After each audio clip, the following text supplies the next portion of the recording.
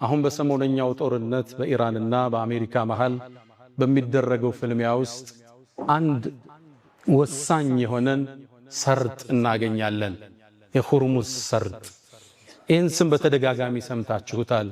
መዲቁ ሁርሙዝ፣ ዘ ስትሪት ኦፍ ሁርሙዝ፣ የሁርሙዝ ሰርጥ እየተባለ የዓለም ሚዲያ ስለዚህ ሰርጥ ያወራል። ይህ ሰርጥ ምንድን ነው? ሁርሙዙስ ማን ነው ስንል እንጀምራለን።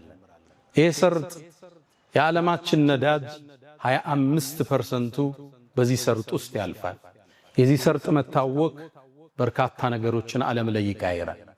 ይሄው አገራችን ላይ እንኳን ጥላው መጥቶ የነዳጅ ሰልፉ ለጉድ ነው። ይሄ ጉዳይ ወር ሲቀጥል አገራችን ዓለማችን ምን ይመስላል ሚለው አስጊና አሳሳቢ አድርጎታል። አላህ ለሀገራችን ሰላም አላህ ያምጣ፣ ሰላሙን አላህ ያብዛል። ታዲያ ይህ ሰርጥ ሲነሳ አንድ ደማቅ ስም ይነሳል። ዛሬ ስለ ፖለቲካው አላወራ፣ ሁርሙዝን መነሻ አድርጌ ግን ደማቁ ታሪካችን መለሳለሁ። ሁርሙዝ ማን ነው? የአካባቢ ፐርሻን ኢምፓየር ይባላል። ኢራንን የያዘው ቦታ የፐርሺያኖች ስሮ መንግስት፣ የፋርሶች ስሮ መንግስት ደማቅ ግዛት ሀያል ነገስታት ነበሩ። ታዲያ ከነሱ ነገስታቶች ውስጥ አንድ ታዋቂ ጀነራል አለ። ማንም አይበግረው፣ ተራራም ቢፈልግ ሰንጥቆ መሄድ የሚችል ታዋቂ ጀግና ጀነራል አለ። ሁርሙዝ ይባላል። ይህ ሰርጥም የሱ መታወሻ ይሆን ዘንድ ቦታው ተሰይሞለታል። ታዲያ በሰይድና አቡበክር ስዲቅ ዘመን ከነቢዩ እልፈት ሰለላሁ ዐለይሂ ወሰለም ከዓመት በኋላ አካባቢ ሰይድና አቡበክር በኻሊድ ብን ወሊድ መሪነት ፐርሻን ኢምፓየርን እንዲከፍቱ ሰራዊቱን አሰማሩ። ኻሊድም ይህን ጦር እየመራ ወደ ፐርሻን ኢምፓየር ሲጠጋ የፋርሶቹ ጦር ፊት ለፊት ተገናኘው። የጦሩ ጀነራል ሁርሙዝ ይባላል። ይሄ ሰርጥ የተሰየመለት። ታዲያ ፊት ለፊት ሲገናኙ ሁሉም ጦራቸውን አሰለፉ። ፍልሚያው ከመጀመሩ በፊት ማንም አይበግረው ሁርሙዝ ወደ ሜዳው ወጣና ኻሊድ የታለ ብሎ ተጣራ። ኻሊድን እንዴት አወቀው? በእርግጥ ኻሊድ 100 ጦርነቶችን አድርጎ ተሸንፎ ማያቅ የአላህ ሰይፍ መሆኑን ዓለም ዝናውን ያውቀዋል። ኻሊድን በመግደል ታሪኩን ሊያሸበርቅ ፈለገና ኻሊድ የታል ወጦ ይፋለመኛል። ከጦሩ መሃል ያ የነቢዩ ደረሳ ኻሊድ ብን ወሊድ ወጦ ተሰየመ። ከዛም ሁርሙዝም አስከተለና ጀግና ወንድ ከሆንክ ውረድና ከፈረስህ እንፋለም አለው። ይሄ ጀግናም ኻሊድ ወረደ። ሁለቱም ፈረሳቸውን መጥተው ወደ ሰራዊቱ መለሱት። ሜዳው ላይ ሁለቱ ተገናኙ። የሁለት ዓለም ጀግኖች ማን ያሸንፍ ይሆን? ፋርሶቹ እርግጠኛ ናቸው እንደሚገለው ኻሊድ። ሙስሊሞቹ ደግሞ የኻሊድን ማንነት ያውቃሉ። ጦርነቱ ሀብሎ ተጀመረ። ሁለቱ ተፋለሙ። ሰራዊቱ ይመለከታል። አቧራው ጨሰ፣ ሰይፎች ተላተሙ፣ ጦሮች ተወረወሩ። ታዲያ ሁርሙዝና የፐርሻን ኢምፓየር የኻሊድን አስደማሚ የጦር ቴክኒክ ተመለከቱ። ሁርሙዝ እንዲህ አይነት ሰው ገጥሞት አያውቅም። እንዲህ አይነት የካራቴ ችሎታ ያለው የጦር አሰነዛዘር፣ የሰይፍ አመካከት ብቃት ያለውን ጀነራል ገጥሞት አያውቅም። እንደተደመመ አቧራው ድንገት ሲገለጥ የኻሊድ ሰይፍ ደም ያፈሰሰ ነበር። ሰሃቦቹ ተክቢር አደረጉ። ያን ትልቅ ጀነራል ኻሊድ ፊት ለፊታቸው ላይ አጋደመው። ኻሊድ ብን ወሊድ ረዲየላሁ ተዓላ ዐንሁ። ሰራዊቱ ራደ። ሁርሙዝ ይገረፋል ብሎ አላመነም፣ ይሞታል ብለው።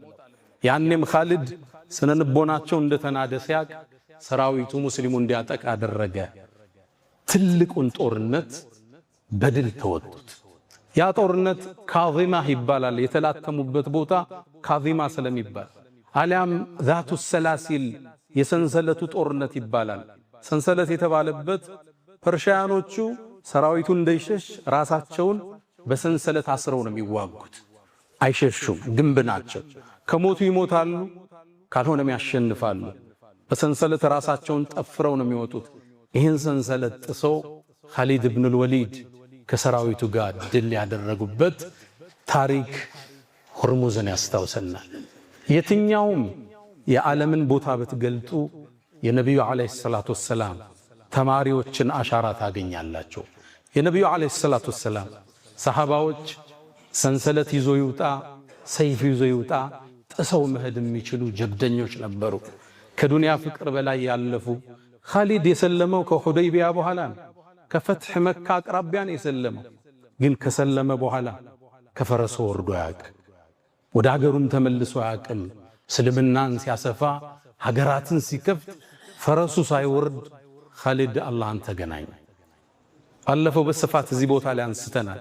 ወደ ሙዕታ ጦርነት ነቢዩ ዓለይሂ ሰላቱ ወሰላም ሩሞቹን ለመላተም ሲልኩ ጃዕፈር ከተገደለ፣ ዘይድ ከተገደለ፣ አብደላህ ብኑ ረውሓ ከተገደለት ባንዲራውን ተተካኩት ብለው ነበር። ሶስቱም ተገደሉ። ጦሩን ማን ይምረው? ልብ በሉ፣ የሙዕታ ጦርነት ፋርሶቹ ሌላ፣ ይሄኛው ፐርሺያን ኢምፓየር ነው፣ ያንኛው ሮማን ኢምፓየር ነው። ያንኛው ሊላተሙ ነው የሄዱት። 200,000 ጦር፣ ሙስሊሙ 3,000 ጦር ብቻ ነው።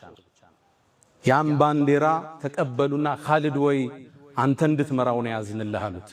ያኔ ኻሊድ ባንዲራውን ሲይዘው ነቢዩ ዓለይሂ ሰላቱ ወሰላም መዲና ላይ ሁነው አሁን አሉ ባንዲራው የአላህ ሰይፍ ላይ ወደቃሉ። ነቢዩ ዓለይሂ ሰላቱ ወሰላም ኻሊድ ብን አልወሊድ ተሸንፎ ማያቅ ጀግንነቱ በታሪክ አምድ አሁን ድረስ የጦርነት ስትራቴጂው እየተጠናለት ያለ ጀብደኛ የኔ አንተ አያት ነው። ኻሊድ ብን አልወሊድ 100 ጦርነት አድርጎ ኻሊድ አልተሸነፈም። በአንድ ጦርነት ላይ እጁ ላይ 9 ሰይፍ የተከሰከሰበት ጀግና ማይበገር ነበር ኻሊድ ብን አልወሊድ። እሱም የሚተካው እስካሁን አልተገኘም። የሱን የጦርነት ስትራቴጂ የሚተካው አልተገኘም። ሮሞች እንኳን ቅድም ያልኳችሁን ፐርሺያን ኢምፓየርን ያሸነፉት ሮሞች እነሱን ሊጋጠም አሰላለፋቸውን ላይ ከፍ ካለ ቦታ ላይ ወጣ። ሲያያቸው ሳቅ ኻሊድ። የዓለማችን ትልቁ ጦር ነው ያነ ጦር። እነዚህ ሰዎች የጦርነት ቴክኒክ አያውቁም ማለት ታላቁን አመራር ታላቁን ኢምፓየር እንዲህ ብሎ መተቸት የሚችል ጦርነት ስትራቴጂ አላህ የሰጠው ሰው ነበር። ሰይፉን እንደያዘ አላህን ተገናኘ። ሰይፉ አልተሰበረም። ኻሊድ ብን አልወሊድ የሞተው አልጋ ላይ ነው። ሸሂድ ሆኖ አልሞተም። 100 ጦርነት ቢመራ። ለዛ ነው ኻሊድ ብን አልወሊድ አልጋው ላይ ሆኖ የሞት አፋፍ ላይ እንደደረሰ ሰውነቱን አየ። ሰውነቱ ብዙ ቦታ ቆስሏል፣ ተጎድቷል። ከዛም አንድ ቃል አለ፣ አልጋዬ ላይ ልሞት ነው አለ። ያን ሁሉ ጦርነት አርጌ ላ ናመት አዕዩኑል ጁበን አለ፣ የፈሪ አይን እንቅልፍ ትጣል።